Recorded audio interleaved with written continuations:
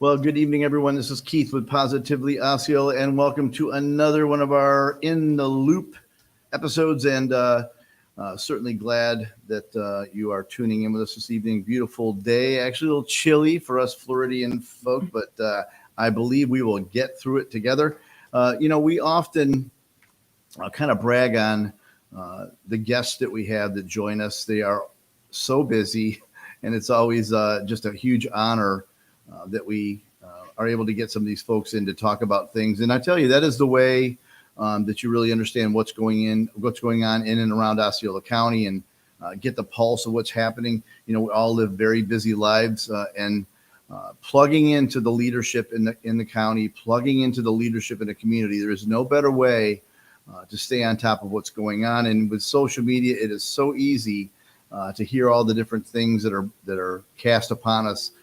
And so my encouragement and our encouragement is always to go right to the source. And so tonight we have that honor to be able to bring two awesome folks that are really helping people out there in the community every single day. And so good evening to you guys. How are you doing? Great. How are you? Good to see you. Good to see you, man. So this will be the casual startup, and I'll do the casual welcome. So I've got with us tonight, and like I said, it's a huge honor, is Vianca McCluskey, the administrator at the Florida Department of Health in Osceola. And of course, the one and only Jeremy Lanier, Public Information Officer, also at the Florida Department of Health in Osceola. And again, I'm just super glad you guys could take a few minutes and hang out with us here for sure. Well, we are honored to be here tonight. Very glad to be a part of the program tonight. Absolutely. Awesome. Well, you look great. And, I think if we could look back 3 years ago, who would have thunk you guys are going to be this busy? It's been quite a journey. Yeah, I don't think so. If you would have told probably anybody in public health 3 years ago that we would be involved in a over 2 year long response, they would have laughed. It's just unprecedented. But no doubt about it. No doubt. Well, you've got a few people popping in, so if it's okay with you, we'll kind of make it official and start her up, right with you? Great. There you go.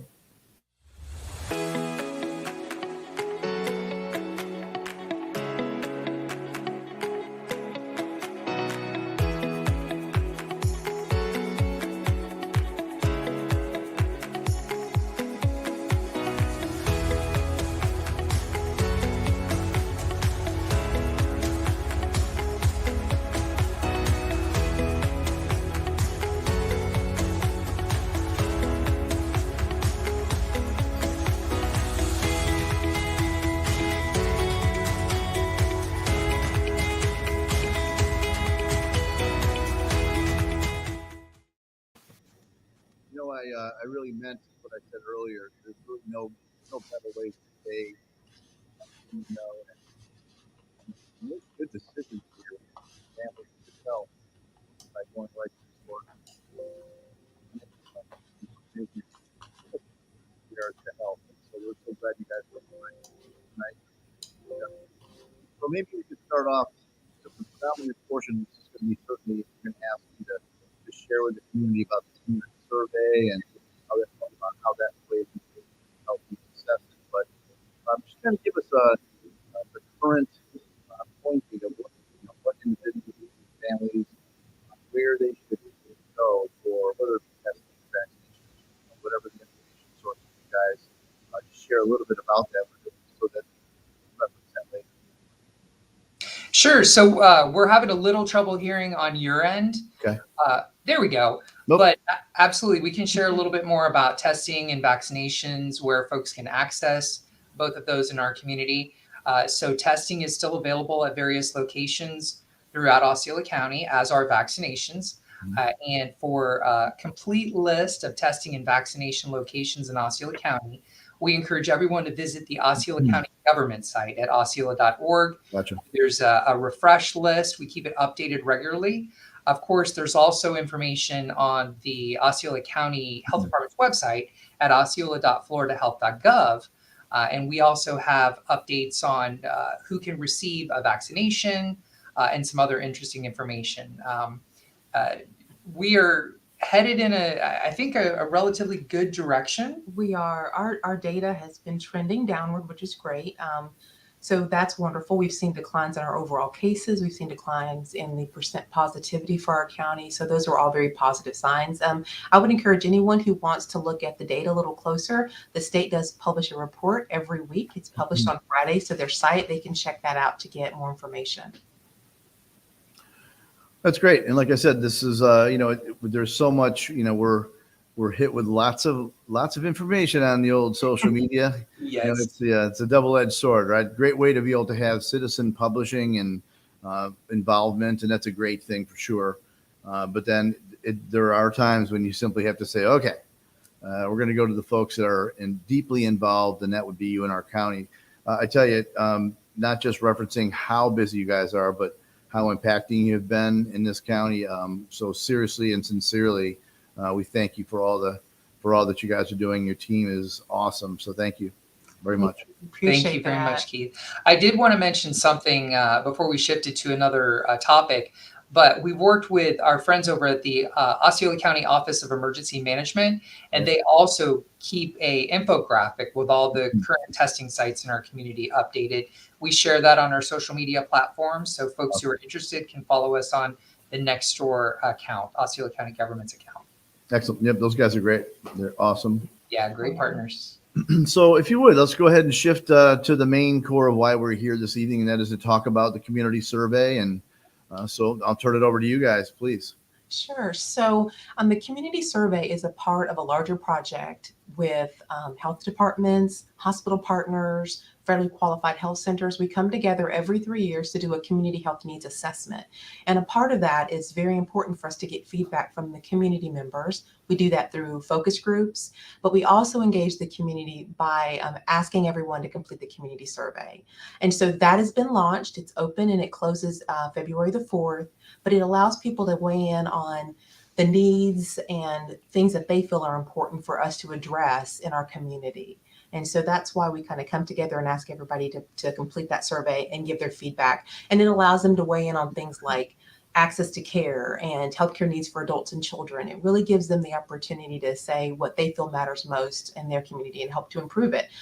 So that's what we're kind of working on now. And so how long has that been accessible? Very short period of time. Yeah, we're going into our second week of the survey being available. So, it's open. We say it's scheduled to close on the 4th because in the past, when we haven't met the numbers, our goals, we might extend that out. But this is something that we do really I want to enforce that it's every 3 years. So that's why it's so important for folks to take advantage of this opportunity now, because we really won't be doing this again. Right. And as you mentioned, coming out of COVID, it has been a very impactful event for lots of people. And so getting this information now really lets us to understand, we saw that some of the needs people had were exacerbated, or, COVID made it worse. Housing was a challenge. It made housing worse. Food access made it worse. So it gives people that opportunity then to kind of really talk about how that's impacted them and what the needs are moving forward. So who are the target audiences that you're hoping will participate in the survey? Who are you looking for to get that data from? I would say every single person in Central Florida. Really, the collaborative is Osceola, Orange Lake, and Seminole. So those are the partners that are working together on this. I would love every Osceola County resident to weigh in. I mean, everybody's voice matters. And so this is one of those things where we want to engage as many people as we can to help tell the story of our county and let us know what they feel the needs are. Any specific age demographic? Yes, you need to be 18 or older to complete the survey. Gotcha. And so you're saying that's going to be, so if I hear you correctly, there is time to do it, but don't wait a few months to do it. That is correct. That's right. If you wait a few months, the opportunity won't be here. So we want to make sure everybody knows the 4th is our current deadline. And to please, take advantage and let their voice be heard. This is one of those things where leaders and hospital partners and FQHCs, health departments are asking because we want to know. We use the data to help develop our strategic plans, to develop our community health improvement plans. And, really, it's very important to know what they feel and value so we can build plans that make sense for them. Well, personally, I have a little bit of that FOMO, the fear of missing out. So if somebody said, hey, unfortunately, here's something I can do, I'm going to do it for sure. So if I'm hearing you correctly, these are the ways, because people reach out to us often. I'm sure they do to you as well. And they ask, how can I help? What can I do to participate in some way? And the answer is, this is one of those instances, correct? This is a perfect example of that. I think a lot of times people want to share information, and we do get lots of feedback from the community. A lot of the times, if something's not working well, we'll hear about that. But really, to get that collective voice from the community and have lots of people, I love data, and I think it's great. But sometimes data doesn't tell the whole picture, and so getting input from our community, there is a section in the survey where you can add comments. It lets you kind of speak specifically to your area and your needs. The needs of people in Holopah may not be the same as somebody in Meridia. We really want to let them kind of communicate what their story is and what their needs are. And Keith, we work very closely with our community partners to make sure that we reach all residents in Osceola County. So we've been very focused, our health department has, to be very strategic in how we get the survey out to folks in the community, because as Vianca said, we really need to hear from the residents, especially those who've been most impacted over the last couple of years by COVID. We were speaking to somebody the other day, and it was a different genre, but it was somewhat, I think it relates to this a bit, because we were discussing that we are we're saturated with national, correct? I mean, on many different areas in many different ways, and many of it's, very good things, but we are saturated with that. So when we think of certain topics, maybe even health in the COVID scenario, we think on the grand scale, we think often. I think we think national, we think the international, but this is very hyper-local, and hyper-local and local scenarios, local solutions really impact the families and the individuals. That's why, to me, this is a big deal, because we have a way to communicate with you guys on a local, in a local way that impacts what we're living with right now, correct? Absolutely. The feedback we get from this survey for us is critical, because it really impacts how comprehensive our community health improvement plan can be. So the more feedback, the more folks who take the survey, the more comprehensive the report that we receive will be, and then we'll translate that into plans. That's the whole key, is we want it to be actionable, and hearing from 5 people doesn't really tell the story and help us to really create plans that are meaningful. That's right. So again, we've been very diligent about making sure that this survey goes to all portions of our community. And I know some of the viewers might be thinking, oh, a survey, how exciting. But as Vianca said, your voice truly can matter by taking part in this survey. And the results are shared with our community partners. Our strategic plan is based on the information that comes out of this survey, as are the plans for many of your favorite community organizations that provide vital services to Osceola County. I was just talking to Representative Kristen Arrington. We've been getting some updates, legislative updates, and the conversation just spun towards the census. And I think I was the one that said, and I think she's doing a great job. And we discussed that, sometimes people are hesitant to involve themselves in the census. I get that. I totally get that. We're a digital company, and so I get that people sometimes go, I just don't know. But in reality, it is very important. The census, certainly in a 10-year span, the state looks at that data, and lots of things take place. So to this, turning to this scenario, it's very important, that we participate, because like you said, that local data is very, very important. And it's about lives, so I'm not sure what else could be more important than that. Absolutely. Absolutely. And, to that extent, we've made it easy to complete the survey. So we've distributed bilingual flyers to our community partners with a QR code. So for those who are a little bit more technologically advanced with their phone, they can go directly to the survey. I should mention, too, that the survey is only 10 to 15 minutes to complete it. We have taken the survey, so we've let our voice get heard. And you can see our partners in the Central Florida Collaborative who are part of this effort, the QR code and a link. So we make it as easy as we can. Absolutely. And the survey is available in 5 languages. So, again, wanting everybody to have the opportunity to complete it. It's available in 5 languages. I believe it's Spanish, English, Vietnamese, Haitian Creole, and Portuguese. Love it. Well done. Well, then I'll be able to participate in all 5 of the languages that I speak. Please only take it once. Yeah, we encourage just one time. Well, I knew you were going to say that. I don't have fear of missing out that bad. That's Right. funny. Well, can I give a shout out really quickly to our partners, because really Please. people may experience that what you're saying jokingly. We have engaged our partners to help get the word out, and so there's probably going to be some overlap. You may receive it from your employer, and then you might receive it from another community partner. So if you receive it more than once, you only have to take it one time. That's what we would ask you to do. But our partners have done such a good job of helping distribute it. I think that there may be some of that overlap happening. So this is when I say, okay, so I shouldn't have said that. Don't kid around like that. So I hear that little voice going, don't say it. And then I said it. You said it. Yeah. What are you going to do?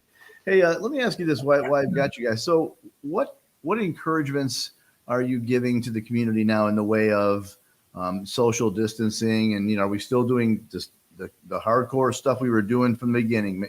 The hand washing, the social distancing, what are you recommending these days so that we can, do our part in the health needs?